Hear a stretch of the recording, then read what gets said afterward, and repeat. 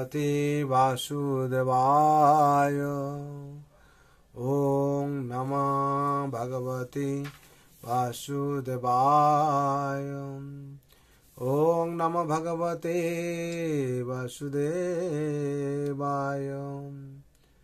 नारायणं नमस्कृतं नरं चैव नरोत्तमं देवीं सरस्वतीं व्यासं ततो जयमुदीरये। नष्टप्रायेषु अभद्रेषु नित्यं भगवत सेवयां भगवते उत्तम श्लोके भक्ति भवति नैष्टिके। कृष्णाय वासुदेवाय देवकी नंदनाय च नंदगोपकुमाराय गोविंदाय नमो नमः। हरे कृष्ण। श्रीमद् भागवत स्कंद 7 अध्याय 5 33 নম্বর শ্লোক পাঠ হচ্ছে। ইত্যুক্তপরतं পুত্রং হিরণ্যকশিপুরসাম অন্ধীকৃতাত্মা শ্রোতসঙ্গা নিরস্যত মহিতলেম। শব্দরূপে বলা আছে ইতি এইভাবে উক্তা বলে উপরতম নিবৃত হয়েছিল পুত্রম পুত্র হিরণ্যকশিপু ঋষা মহাক্রোশে অন্ধীকৃত আত্মা আত্মতত্ত্ব সম্বন্ধে অন্ধ তো উৎসঙ্গাত তার কোল থেকে নিরসাতে ছুঁড়ে ফেলে দিয়েছিল মহিতলে ভুলতলে। অনুবাদ। এইভাবে বলে প্রহ্লাদ মহারাজ যখন নীরব হয়েছিলেন তখন হিরণ্যকশিপু ক্রোধান্ধ হয়ে তার কোল থেকে তাকে ভূতলে ছুঁড়ে ফেলে দিয়েছিলেন। 34 নম্বর শ্লোক। আহামর্য রুষাবিষ্ট কসায়ী ভূত লোচনহম বধ্যতামা স্বয়ং বধ্য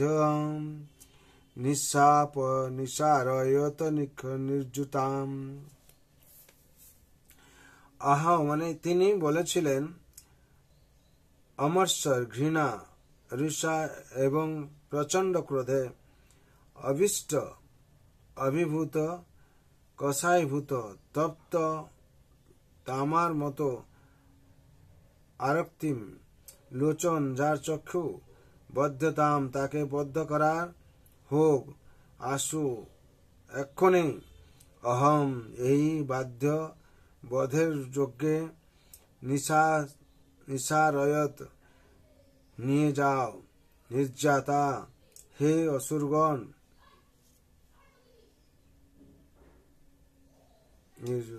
নির্যুতা হে অসুর।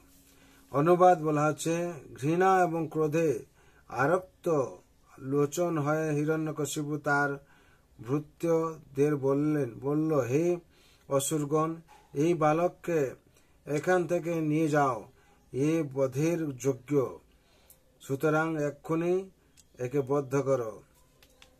শ্লোক সংখ্যা 35। অয়ং মে ভাতৃহা সোহয়ং অয়ং মে ভাতৃহা সোহয়ং হিত্বা শান সুহৃদম পিতৃবাগ পিতৃব্যবস্ত পাদৌজ বিষ্ণুদাস বদর্চিত। এখানে শব্দরূপে বলা হচ্ছে অয়ম মানে এই মে মানে আমার ভাতৃহা ভাতৃঘাতী স সে অহ অয়ম এই হিত্বা ত্যাগ করে স্বান নিজের সুহৃদ শুভাকাঙ্ক্ষীদের অধম অত্যন্ত নিচ পিতৃব্য হন্ত যে তার পিতৃব্য হিরণ্যকশিপুকে হত্যা করেছে পদযুগল যে বিষ্ণুর দাসবৎ ভৃত্যের মতো মর্চতি সেবা করে। এখানে অনুবাদে বলা হচ্ছে এই প্রহ্লাদই আমার ভাতৃঘাতী কারণ সে তার সুহৃদ এবং আত্মীয় স্বজনদের পরিত্যাগ করে ভৃত্যের মতো আমার শত্রু বিষ্ণুর পাদ যুগলের সেবায় যুক্ত হয়েছে।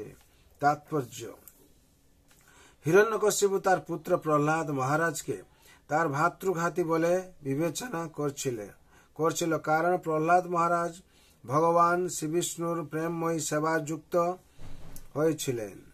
অর্থাৎ প্রহ্লাদ মহারাজ সারূপ্য মুক্তি লাভ করবেন বলে তিনি বিষ্ণুরই সমান ছিলেন। তাই হিরণ্যকশিপু প্রহ্লাদ মহারাজকে বদ্ধ করতে চেয়েছিল। অর্থাৎ প্রহ্লাদ মহারাজ সারূপ্য মুক্তি লাভ করবেন বলে তিনি বিষ্ণুরই সমান ছিলেন। তাই হিরণ্যকশিপু প্রহ্লাদ মহারাজকে বদ্ধ করতে চেয়েছিল। বৈষ্ণব ভক্তেরা সারূপ্য, সালোক্য, সাষ্টি এবং সামীপ্য মুক্তি লাভ করেন, কিন্তু মায়াবাদীরা সাযুজ্য মুক্তি লাভ করেন। সাযুজ্য মুক্তি কিন্তু খুব একটা নিরাপদ নয়, কিন্তু সারূপ্য মুক্তি, সালোক্য মুক্তি, শাস্ত্রী মুক্তি এবং সামীপ্য মুক্তি অত্যন্ত নিরাপদ। যদিও বৈকুণ্ঠ লোকে শ্রীবিষ্ণু বা নারায়ণের সেবকেরা ভগবানের সঙ্গে সমান স্তরে অবস্থিত, তবুও সেখানকার ভক্তেরা খুব ভালোভাবেই জানেন যে ভগবান হচ্ছেন প্রভু আর তারা সকলে তার ভৃত্য। হরে কৃষ্ণ। এখান থেকে বিশেষ করে আমরা তাৎপর্য থেকে জানলাম যে হিরণ্যকশিপু প্রহ্লাদকে বদ্ধ করার জন্য চাইছিল। কেন না, যেহেতু বিষ্ণুর ভক্ত ছিল, বিষ্ণুর আরাধনা করছিল প্রহ্লাদ মহারাজ, তার জন্য তার পিতা হিরণ্যকশিপু সেটা পছন্দ করছিলেন না। যেহেতু অসুরদের বিরুদ্ধে ছিলেন, কিংবা অসুরদের আচরণের প্রতি বিরুদ্ধে ছিলেন, তার জন্য হিরণ্যকশিপু প্রহ্লাদ মহারাজকে মারার জন্য চেষ্টা করছিল। বিশেষ করে ভক্তরা এই প্রহ্লাদেই, হিরণ্যকশিপু কি বলছিল, এই প্রহ্লাদেই আমার ভাতৃঘাতী, কারণ সে তার হৃদয় সুহৃদ এবং আত্মীয় স্বজনদের পরিত্যাগ করে ভৃত্যের মতো আমার শত্রু বিষ্ণুর পাদযুগলের সেবায় যুক্ত হয়েছে। যেহেতু সেবায় যুক্ত হয়েছে, তার জন্য হিরণ্যকশিপু তাকে বদ্ধ করার জন্য চাইছিল। ভগবান অবশ্য রক্ষা, কৃষ্ণ বিশ্বাসে পালন। ভগবান রক্ষা করেছিলেন প্রহ্লাদ মহারাজকে।